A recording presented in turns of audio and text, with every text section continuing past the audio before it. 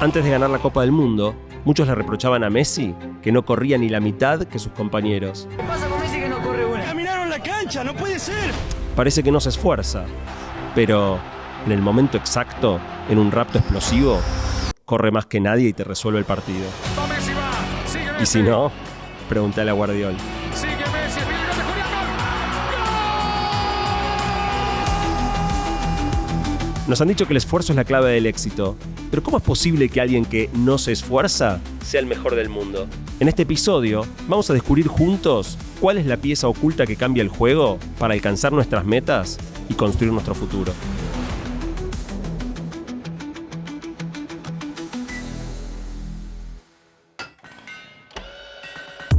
Soy Santiago Bilinkis y esto es Futuro en Construcción, un espacio para pensar el presente, entender los cambios y encontrar nuestro camino al futuro. Parte 1. El experimento que lo cambió todo. Preparando este episodio, hice una encuesta a más de 5.000 personas. Les pregunté, ¿cuáles son para vos los factores clave para alcanzar las metas en la vida? 6 de cada 7 personas eligieron el esfuerzo. Más que el talento, más que la suerte, más que las conexiones. El esfuerzo es importante, sí, pero por sí solo no alcanza. Casi siempre es necesario, pero casi nunca es suficiente. Entonces, ¿de dónde viene esa idea de que el esfuerzo lo es todo? Carol Dweck, psicóloga de Stanford, quiso ver cómo influye el elogio en la motivación de los chicos. Tomó un grupo de chicos de 10 años y les dio unos problemas bastante sencillos. La mayoría los resolvió bien, pero acá viene lo interesante. Al darles el feedback, a la mitad los felicitaron por su inteligencia. ¡Wow! ¡Qué inteligente sos! Y a la otra mitad, por su esfuerzo. Muy bien, trabajaste muy duro. Después les dieron a elegir entre dos desafíos. Uno más difícil, donde podían aprender mucho pero también equivocarse, y otro parecido al que ya habían hecho. El resultado fue clarísimo. El 90% de los chicos elogiados por su esfuerzo eligieron el desafío más difícil, mientras que la mayoría de los que habían sido elogiados por su inteligencia prefirió jugar a lo seguro. ¿Por qué? Porque cuando les decían que eran inteligentes, evitaban los retos para no arriesgar su autoestima, pero cuando elogiaban su esfuerzo, veían los desafíos como oportunidades para mejorar. If a child comes home with a trophy or an A, we've almost been brainwashed. Oh, you're so smart, you're so talented. Don't do it. It makes them worried about not living up to it. It makes them stop growing. And instead, we need to say, wow, you put hard work, persistence, working on this subject, practicing that skill, and this is the reward you get. Este experimento llevó a Dweck a plantear que existen dos mentalidades. La mentalidad fija, donde la gente cree que nace con ciertas habilidades y que no puede cambiar demasiado, y la mentalidad de crecimiento, donde las personas creen que con práctica y aprendizaje pueden mejorar. Los que habían sido elogiados por su inteligencia tendían a desarrollar mentalidades fijas, mientras que los que habían sido valorados por el esfuerzo tendían a generar mentalidades de crecimiento. El hallazgo fue tan potente que cambió la forma en que educamos a los chicos. Desde entonces, elogiar el esfuerzo se convirtió en una norma habitual en las escuelas y las familias. Pero hay un problema. ¿Y si estamos enseñando la lección equivocada? Si en la vida lo que realmente importa son los resultados, ¿no estamos haciéndoles poner el foco en el lugar incorrecto? Motivarnos a aceptar desafíos es clave, pero pensar que con solo esfuerzo alcanza puede jugarnos en contra. Y además tenemos otro problema grande con la motivación humana. ¿Por qué a veces nos desmotivamos? Porque hay momentos en los que, aunque queramos avanzar, sentimos que es imposible. Parte 2. La fragilidad de la motivación. El psicólogo Martin Seligman muestra lo fácil que es debilitar nuestra confianza y el efecto devastador que eso tiene en nuestra capacidad para alcanzar un objetivo. Escuchá este experimento. A un grupo de estudiantes le dieron una hoja con letras desordenadas para formar palabras. Cada vez que resolvían una, debían levantar la mano.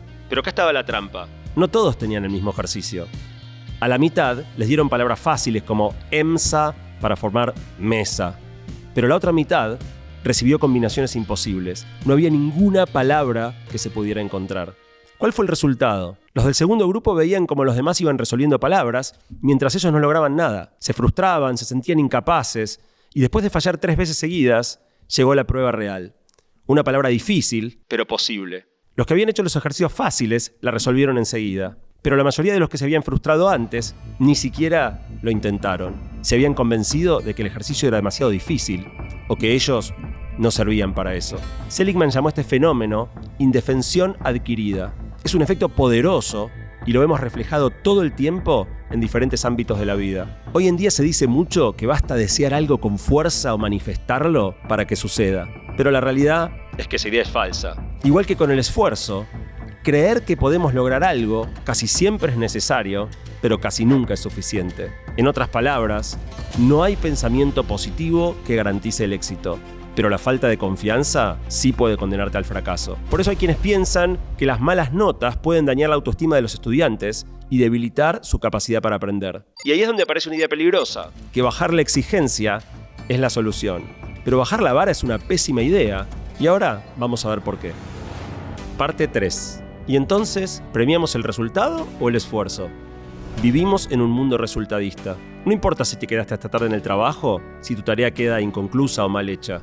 Sigamos con el ejemplo de la educación. No importa cuánto estudiaste, si el día del examen te toca justo un tema que no viste o los nervios te juegan en contra. Y la mayoría de las veces, el resultado de nuestras acciones no depende solo de nosotros.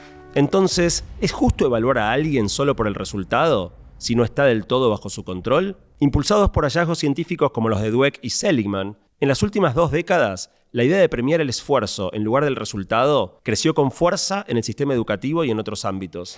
Escuchá este dato: 2 de cada 3 estudiantes en Estados Unidos creen que el esfuerzo debería influir en sus calificaciones. De hecho, 1/3 piensa que solo por asistir a clase ya deberían tener una buena nota. Esta mentalidad está tan instalada que muchos alumnos creen que el simple hecho de intentarlo ya debería garantizarles el éxito. Y acá viene un ejemplo impactante. An NYU professor has been fired after students complained too many were getting a failing grade. En la Universidad de Nueva York, NYU, un profesor de química muy prestigioso, Maitland Jones, fue despedido porque los alumnos se quejaron de que sus notas no reflejaban el esfuerzo que habían puesto en estudiar. The students say they put in a lot of work and their grades still took a hit. 82 de los 350 estudiantes firmaron una carta diciendo que estaban preocupados porque sus calificaciones no representaban todo el tiempo que le habían dedicado a la materia. Jones se defendió diciendo que los estudiantes no estudian lo suficiente y que además no saben cómo estudiar. Pero la universidad le dio la razón a los alumnos y lo echó. Ahora seamos realistas. El esfuerzo por sí solo no garantiza médicos competentes, ni ingenieros que construyan puentes seguros, ni científicos que descubran la cura de las enfermedades. ¿Queremos cirujanos que pusieron muchas ganas o aquellos que realmente saben lo que hacen?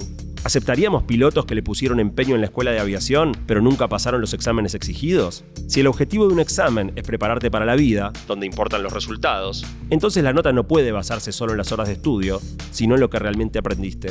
Puede sonar injusto, pero en un ratito te voy a contar cómo lidiar con esta aparente injusticia. Pero antes, tenemos que eliminar un obstáculo más. Parte 4. El rol del talento. Antes de contarte cuál es para mí la pieza secreta que nos falta, nos queda discutir el rol que juega en esto el talento. Una habilidad extrema, como la de Messi, es una rareza absoluta. En la encuesta que hice, solo el 5% de las personas creen que el talento es su mayor fortaleza. Pero sin irnos a casos extraordinarios, lo cierto es que todos nacemos con alguna facilidad para algunas cosas y menos para otras. Y si nos toca una gran capacidad para algo, la realidad es que no hicimos nada para merecerlo. Parte de esto es genética. Si no, ¿por qué los jamaiquinos siguen dominando las carreras de velocidad, los keniatas y los etíopes ganan las maratones y los jugadores más altos predominan en el básquet? Pero no solo la biología nos viene dada, tampoco es mérito nuestro si tuvimos la fortuna de nacer en un contexto que nos permitió desarrollar esa capacidad que nos tocó. Si desde chicos tuvimos estímulo de los adultos que nos criaron, acceso a una buena educación o la posibilidad de estudiar en vez de tener que trabajar prematuramente, no hay mérito nuestro en eso. Lo mismo pasa si nacimos en un país en crisis, o uno con oportunidades, o si nos tocó vivir en medio de una guerra, o disfrutar un periodo de paz. Warren Buffett, quizá el mejor inversor de la historia, llama a esto la lotería de vientres. Nadie puede elegir cuándo, dónde y en qué familia y contexto le toca nacer. Entonces, si el talento es un regalo y el contexto un golpe de suerte, ¿dónde queda nuestro mérito? ¿Cuál es nuestro rol en todo esto? La clave es qué hacemos con lo que nos toca. Tener talento es solo el punto de partida. Lo que realmente importa es cómo lo desarrollamos, porque el talento sin trabajo se desperdicia. Entonces, ¿el talento sin esfuerzo no alcanza, pero el esfuerzo en sí mismo tampoco? ¿Cómo resolvemos este rompecabezas entre el esfuerzo, el talento, la motivación y los resultados? Llegó el momento de buscar la pieza que nos estaba faltando. Parte 5. La pieza secreta del rompecabezas. Desde el inicio de este episodio venimos diciendo que el esfuerzo casi siempre es necesario, pero casi nunca es suficiente. No es que los medallistas olímpicos, los premiados o los grandes referentes no se esfuerzan. Claro que lo hacen. Pero lo que los separa del resto es que se esfuerzan bien. Saben en qué conviene invertir la energía y cuándo hacerlo. Cuándo apretar el acelerador y cuándo el freno. En otras palabras, el verdadero secreto es tener un buen método. Y sin embargo, en la encuesta que hice, esta fue la segunda opción menos elegida. Por eso el esfuerzo solo no alcanza. Un mal proceso puede llevarte directamente al fracaso, no importa cuán duro trabajes ni cuán perseverante seas. Como esos autos que se entierran en el lodo y cuanto más aceleran, más profundo se hunden. El verdadero éxito no viene de trabajar más duro, sino de trabajar más inteligente. Saber cuándo insistir y cuándo cambiar de enfoque. El problema no es elogiar el esfuerzo. El problema es creer que más trabajo siempre es mejor. No es cuestión de cuántas veces martillás, sino de si le estás pegando al clavo. La práctica deliberada y estratégica siempre supera cualquier cantidad de esfuerzo mal dirigido. La trampa está en cómo medimos el esfuerzo. Nos fijamos en horas, sudor y sacrificio, cuando en realidad deberíamos medirlo en descubrimientos, ajustes precisos y pequeños saltos cualitativos. Son esos ladrillos los que al final construyen el edificio. Y lo mejor de todo esto es que nuestro método sí depende de nosotros. Podemos elegir cómo organizamos el estudio o el trabajo, qué priorizamos, cómo detectamos lo que no entendemos, cuándo es momento de cambiar el rumbo y cuándo buscar ayuda. Al final del día, lo único que realmente podemos controlar es nuestro proceso. Y en buscar hacer las cosas de la mejor manera posible es donde realmente podemos tener el mayor impacto en los objetivos y metas que busquemos. Epílogo. Redefiniendo el éxito. Y esto nos lleva a la reflexión final. Si vivimos en un mundo resultadista, pero los resultados no dependen 100% de nosotros, ¿cómo deberíamos medir nuestro propio éxito? No tiene sentido evaluarnos por cosas que no controlamos del todo. No podemos definir nuestro éxito en función de conseguir un ascenso, sacarnos un 9 o ganar una competencia. Lo que sí podemos hacer es buscar acercarnos lo más posible a un proceso impecable. ¿Estamos mejorando? ¿Estamos aprendiendo? ¿Estamos afinando nuestra estrategia? A veces pasará que hicimos todo bien y aún así no logramos la meta esperada. Otras, al revés. Hicimos casi todo mal, pero la suerte u otros factores nos terminan dando un logro que no merecíamos. Pero eso no significa que hacer las cosas mal funcione, ni que no valga la pena poner todo el entusiasmo en descubrir la mejor manera de hacer algo. Aunque haya excepciones, la regla se mantiene. Cuanto mejor sea nuestro método, mejor será nuestro resultado. Nadie duda hoy que Messi es el mejor jugador de la historia. Y sin embargo, perdió muchas más copas del mundo y Champions League de las que ganó. Hasta el más grande pierde más veces de las que gana. Ni siquiera los ultratalentosos, los súper esforzados o los mejores estrategas logran todo lo que se proponen. Y ahí está el secreto. Cada vez que algo no salga como queríamos, hay dos caminos. Podemos frustrarnos y buscar excusas, o podemos hacernos la única pregunta que realmente importa. ¿Qué podría haber hecho mejor en mi proceso? ¿Qué tengo que ajustar para la próxima? En palabras de otro gigante del deporte, Michael Jordan. I've missed more than 9,000 shots in my career. I've lost almost 300 games. 26 times I've been trusted to take the game-winning shot and missed. I've failed over and over and over again in my life. And that is why I succeed. Porque fallar no solo es inevitable, es imprescindible. Y si logramos levantarnos cada vez que caemos, vamos a descubrir que cada fracaso es en realidad la mejor oportunidad de lograr aprendizaje. Un eslabón necesario en nuestro camino en el que, aunque no ganemos siempre, tratemos de jugar cada vez un poco mejor. Tratemos de jugar cada vez un poco mejor. Espero que hayas disfrutado este primer episodio de Futuro en Construcción. Si te gustó, te invito a suscribirte al canal.